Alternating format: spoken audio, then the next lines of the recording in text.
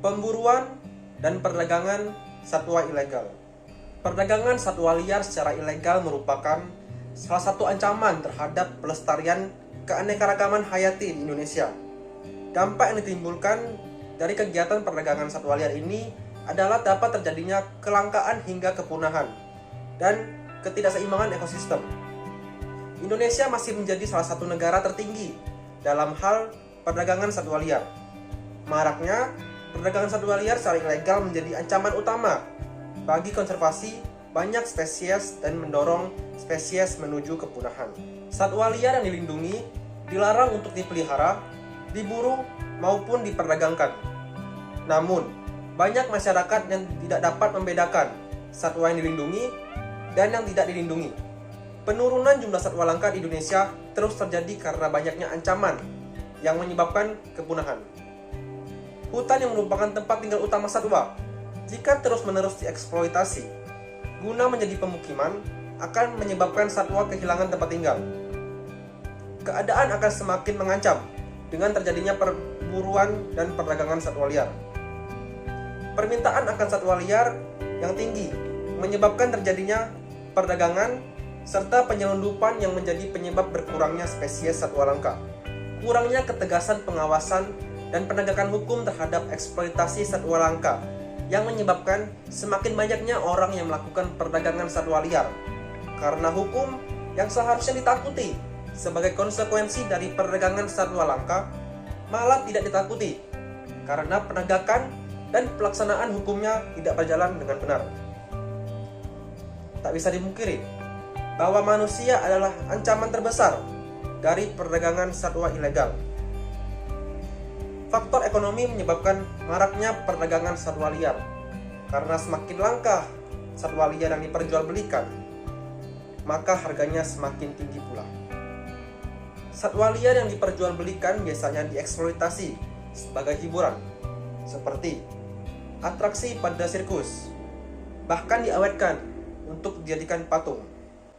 Masyarakat dan negara harus menjadi pelindung bagi kehidupan satwa liar dengan membatasi perdagangan satwa liar di Indonesia. Pembatasan perdagangan satwa liar merupakan salah satu bentuk perlindungan dari bahaya kepunahan. Dengan menerbitkan undang-undang untuk melarang perdagangan satwa liar ilegal, maka hal tersebut dapat dilindungi dari bahaya kepunahan.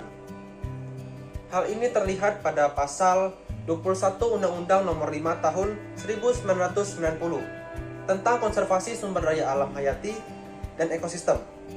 Setiap orang dilarang untuk menangkap, melukai, membunuh, menyimpan, memiliki, memelihara, mengangkut, dan memperniagakan satwa yang dilindungi dalam keadaan hidup.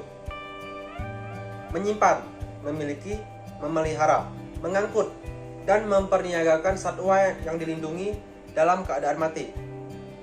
Memperniagakan, menyimpan atau memiliki kulit, tubuh, atau bagian-bagian lain satwa yang dilindungi atau barang-barang yang dibuat dari bagian-bagian satwa tersebut, atau mengeluarkannya dari suatu tempat Indonesia ke tempat lain, di dalam atau di luar Indonesia. Namun, dalam fakta lapangan, perdagangan satwa liar masih saja marak terjadi. Seperti dalam kasus perdagangan Astuti, orang utan berusia 2 tahun sebagai korban perdagangan satwa liar antar pulau, bahkan antar negara. Astuti berhasil lolos dari perdagangan liar usai diamankan polisi di Gorontalo ketika melakukan razia. Jika perdagangan liar ini terus terjadi, maka dampak yang ditimbulkan dari kegiatan perdagangan satwa liar ini adalah kelangkaan, kepunahan spesies, dan ketidakseimbangan ekosistem. Untuk mengurangi perdagangan satwa liar, maka diperlukan hukum yang tegas. Mengingat negara Indonesia adalah negara hukum, maka perdagangan satwa liar perlu diberi dasar hukum yang jelas dan tegas. Hukum merupakan cara untuk memberikan perlindungan kepada semua pihak tanpa terkecuali, termasuk satwa liar. Keefektifan hukum tergantung pada pelaksanaan hukum itu sendiri.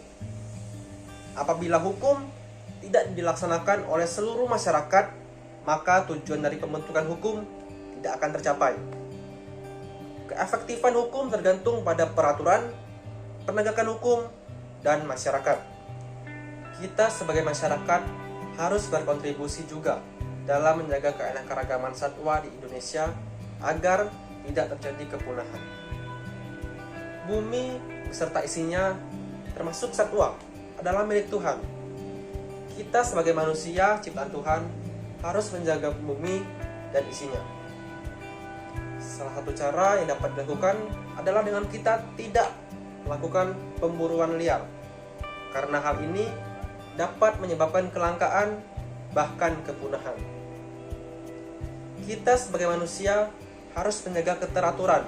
Untuk itu, kita harus mengenal kebenaran dan kedaulatan Allah sebagai pencipta atas bumi dan seluruh isinya.